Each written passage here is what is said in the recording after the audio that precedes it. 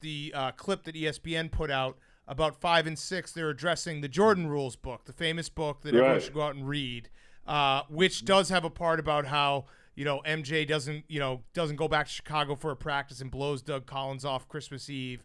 But MJ accuses you, obviously, of being one of the sources for the Jordan Rules book. Have you guys had a conversation about that since, he's accused you of that? Have you talked it through? Because from my perspective, that was a book that had to be written by a lot of people talking, and you might have been one of them, but there had to be a lot of people who were speaking on that. Guys, that is so untrue. That is just like a blatant lie. Sam Smith quoted myself, Bill Cartwright, John Paxson, and a whole bunch of others in that book. And what he quoted us is what we said. And for MJ to say I was the source of this book, that's a lie. That's a downright lie. And he knows that. And, come to think of it, Sam Smith spent more time with Bill, Pax, Tex Winter, Johnny Bach, even MJ. He spent time with MJ. Played golf a few times with MJ. Was in MJ room. So I don't know where that that I was the source behind the book. That's a straight up lie. So let me ask you this as a follow up, because it's fascinating. A lot of times we're watching this and everyone's saying, well, could you imagine social media era? Like what it would look like if we knew some of these things are going on. But the Sam Smith book kind of was what like the social media era is now, in that we got an inside look of a team and some of the dirty stuff and some of the, behind the scenes stuff. And it was a big deal. Did it change the locker room at all? Did you feel your relationship change with Michael at all after that book comes out? Well, Mike and I really didn't have a great relationship. We respected each other as teammates in terms of us having one goal, and that one goal was to win championship. We didn't hang out that much off the court. He had his set of friends. I had my set of friends. Only person I really hung out with was, Scotty.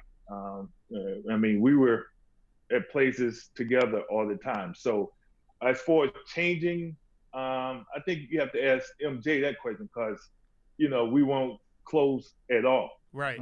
During that, especially when that book came out. Right. Did you reach out to him when it came out and he said all this stuff about you? You try to clear the air up, or did you know that he was just saying that knowing it wasn't true because, he had his ulterior motives, or he wanted to explain away some parts of it? I don't know. I've never read the book. I don't think it's good. Half of the team.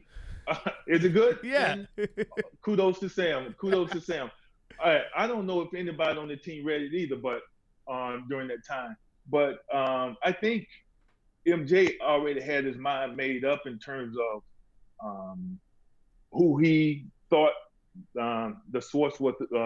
The source was for Sam to write their book, and like I said, MJ and I never saw eye to eye on a whole bunch of things, and maybe he wanted to say that I was the guy, so my teammates can look at me in a different way.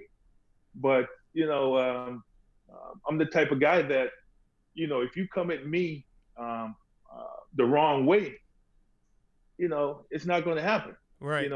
It's not going to happen. I'm cut from a different cloth. I'm gonna say as a man what I have to say, and then we can go from there. So, but no, I didn't have anything in terms of the sensitivity from that locker room going into Sam's book. No, I did not. So knowing that you guys weren't the best of friends, as you just said, and I think a lot of people know, but I think MJ always had respect for you. And how did you gain that respect? Because we hear the stories all the time about how he would test all of his teammates, and you hear stories about some teammates getting traded or being gone because they couldn't stand up for themselves when they were being tested. Was there a moment in time? Because I know even going back, like when you got drafted, he didn't want Jerry Krause to draft you. So he called you dummy, right?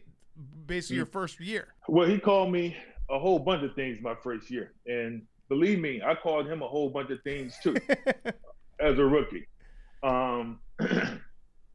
You know, when you come into a situation like that and you know that, you know, the star player on that team didn't want you, you got a chip on your shoulder. You got something to prove. And, you know, I worked my butt off. I mean, my mentor was Charles Oakley.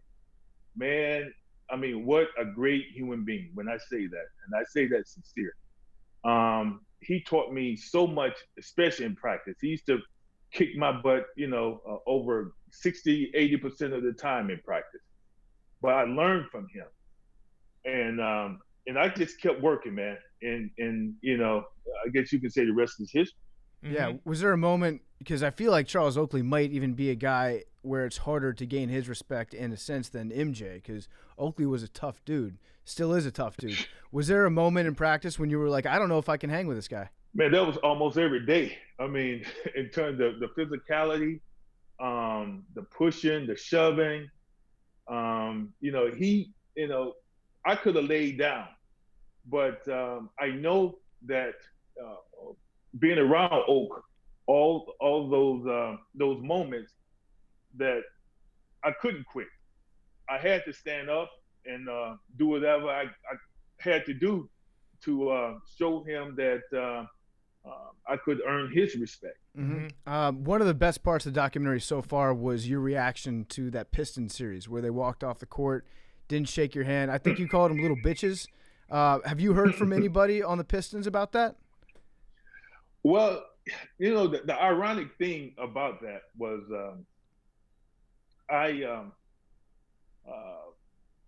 I never knew that what MJ said about the Pistons. I guess after Game 3, you know, saying they didn't deserve to be champion, they messed the game up and all of that.